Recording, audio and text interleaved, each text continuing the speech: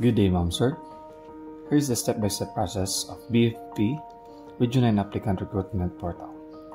Please take note na lahat ng data na entry nyo sa portal na ay magiging basihan sa inyong initial screening.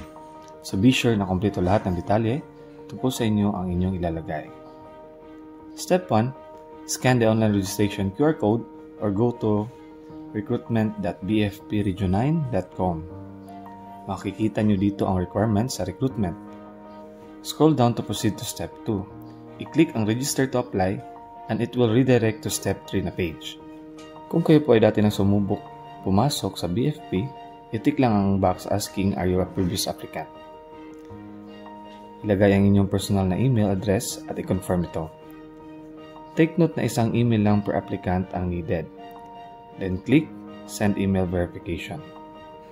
Pumunta sa inyong email account at kunin ang OTP or one-time password. Tas entry sa email OTP na box para sa step 4.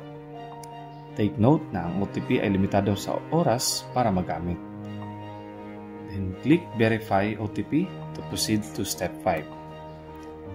Gumawa ng personal password at I suggest na alphanumeric ang gagawin nyo.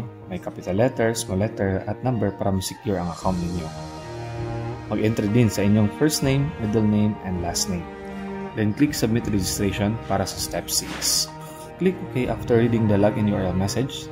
Then sa Step 7, proceed sa inyong email account at i-click ang login URL or online registration link na nasa inyong email account inbox.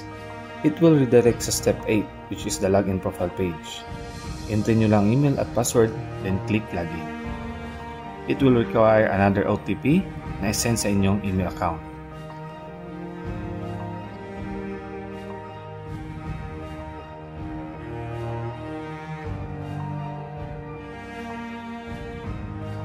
This will be your profile page. After clicking OK, it will prompt sa personal data sheet and it will require necessary information on the following. Take note sa taga Zamboanga del Sur as province, ang inyong recruitment station ay regional office.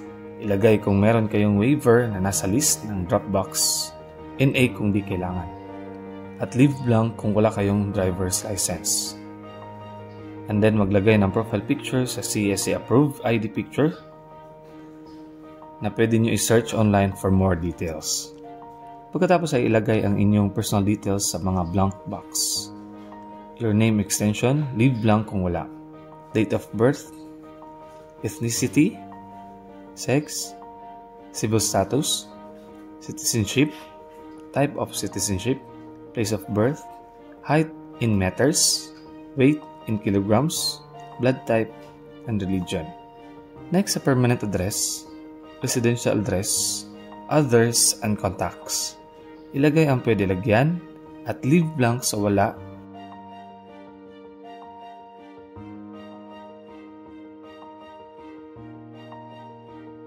At sa contact details, kailangan meron kang mobile number. Click update and OK. Sa iyong profile, meron tab sa ibabaw. Unahin natin ang education. Click New Education. Click Add Row. Lalabas ang level, name sa school, address ng school. Sa course, leave blank kung primary level. Sa secondary level naman, indicate grade 10 or grade 12. Dalawang entry po for secondary level. At kung college level, indicate your course. Ang date from is month and year start ng klase. Ang date to is month and year end ng klase. Sa year graduated, i-type lang ang year na graduate. Leave blank sa highest level or units earned. And leave blank kung walang scholarship or honors received. Take note, sa college level lang mag-upload ng attachments in one PDF file of scanned copy of authenticated TOR and diploma. After updating, click the college level and click Set as Displayed Course, then click OK. Your course now will be displayed in the Personal Information tab.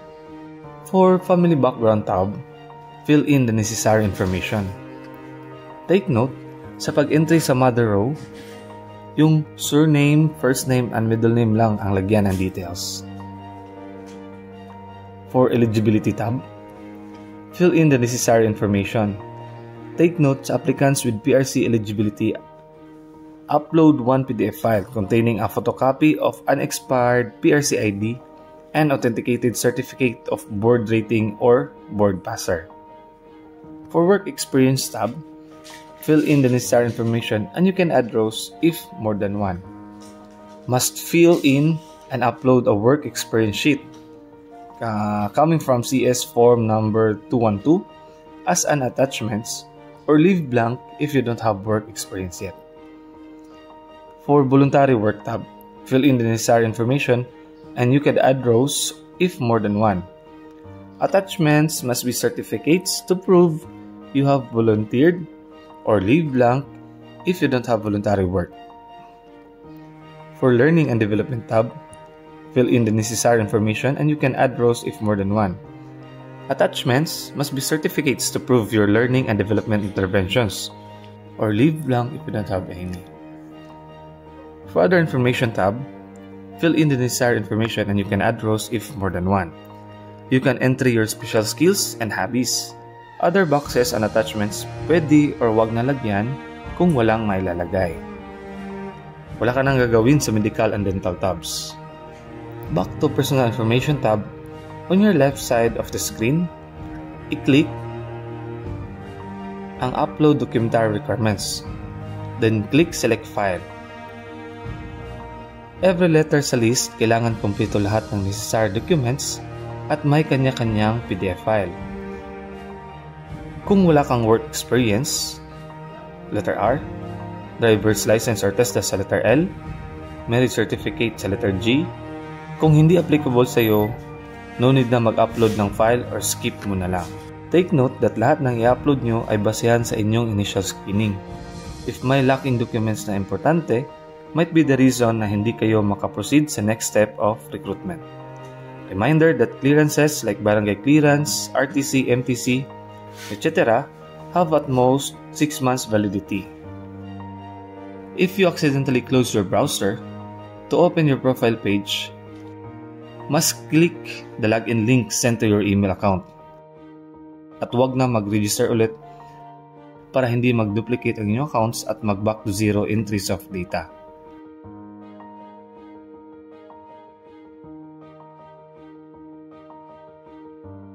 For questions and clarifications, comment down below. Thank you.